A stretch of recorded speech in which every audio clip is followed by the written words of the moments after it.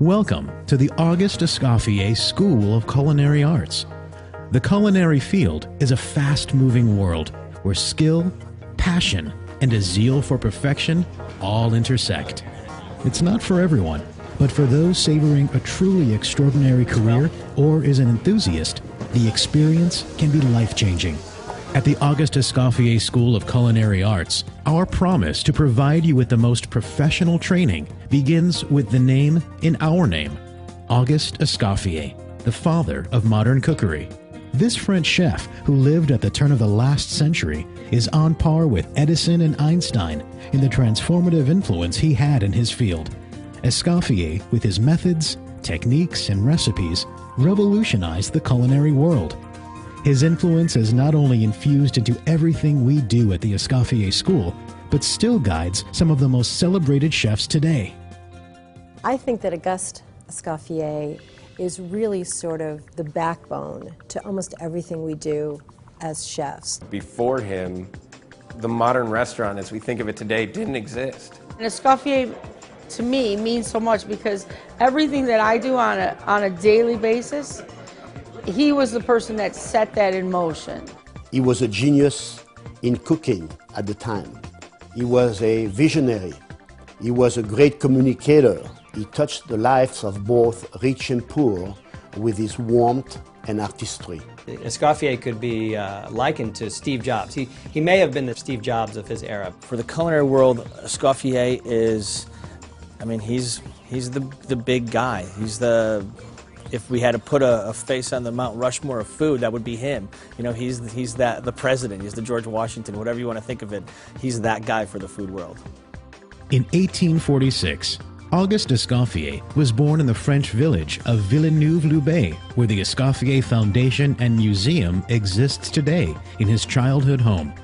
While he showed promise as an artist, his true talent became apparent when he apprenticed at his uncle's restaurant in Nice. At that time, cooking was not a profession held in high regard. It was a hot, thankless job, rife with uncleanliness and disorder. And so it might have stayed, if not for Escoffier. After a stint as an army chef, he reorganized the kitchen into a military-like brigade system with a clear chain of command headed by supervisors overseeing workers with specific duties in specific locations. It's basically an army tackling the jobs, and he's the one that kind of said, hey, here's the general, here's the privates, go at it. There's a lot of things in the kitchen that I think people don't even realize are in place because of Escoffier. The fact that we have a system where there's a chef de cuisine and a sous chef under that and chef de parties under that, kind of the hierarchy of the kitchen and its staff is really because of him. He was very, very concerned with the atmosphere in his kitchen. He brought pride to the profession. He stressed the importance to run a clean, hygienic, and safe kitchen. We talk about sanitation in today's kitchen. He was well ahead of his time. He believed that well-trained chefs produce truly exceptional food. In 1890, Escoffier worked with Cesar Ritz of the famous Ritz-Carlton brand. With Ritz, Escoffier transformed the new Savoy Hotel in London into the place to be seen and experience culinary excellence.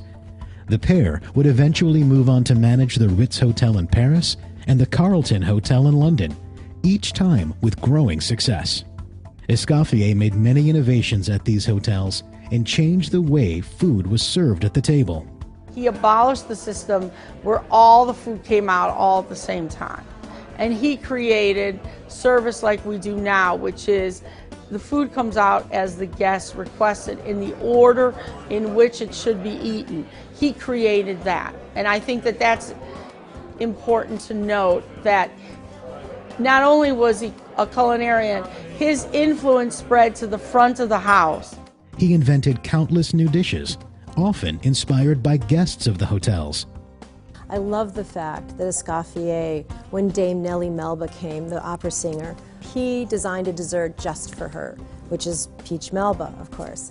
And then 5 years later, he invents Melba toast. So the idea that some of these recipes he's created are, they're in our lexicon of culinary language now.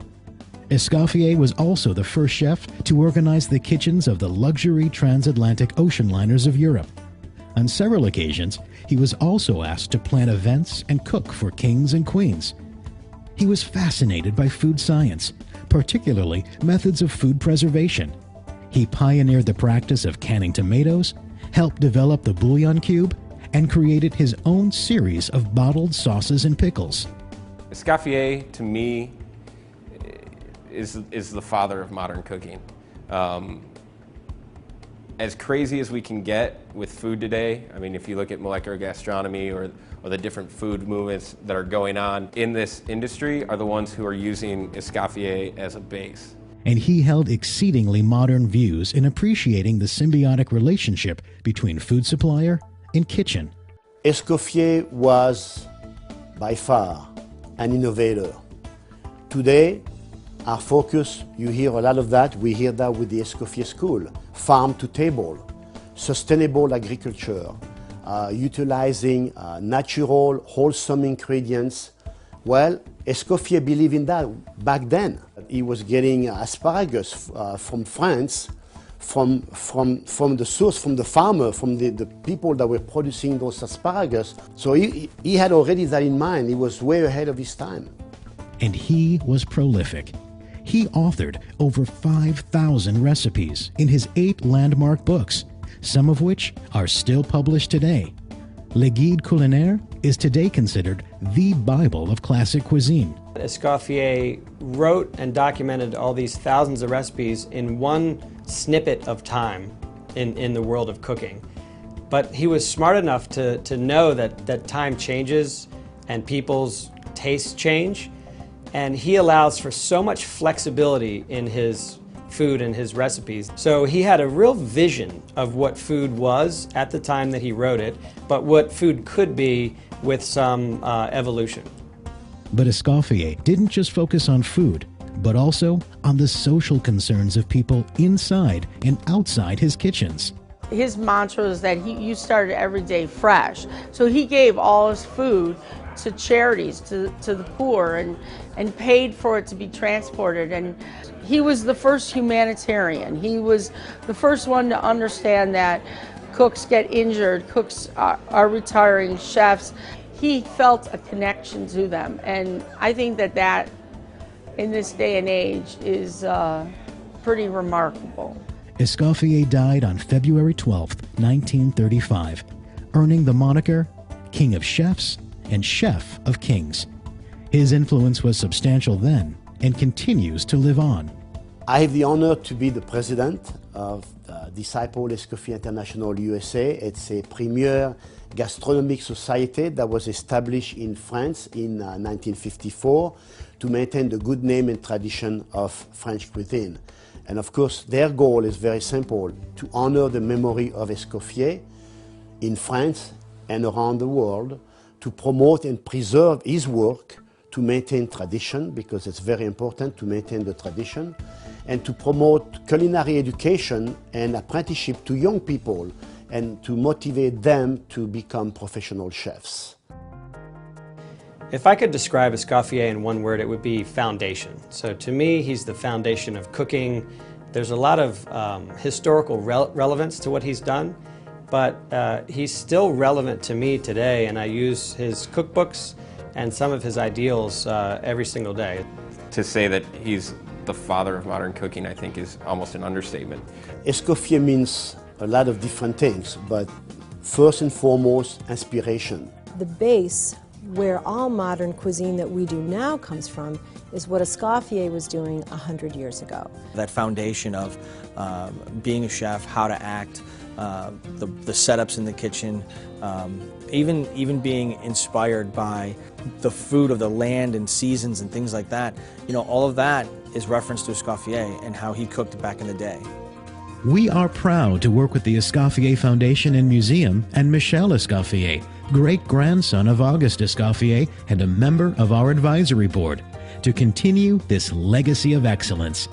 We welcome you to our school in the spirit of Escoffier and sincerely hope you take the next step and become part of something bigger than yourself.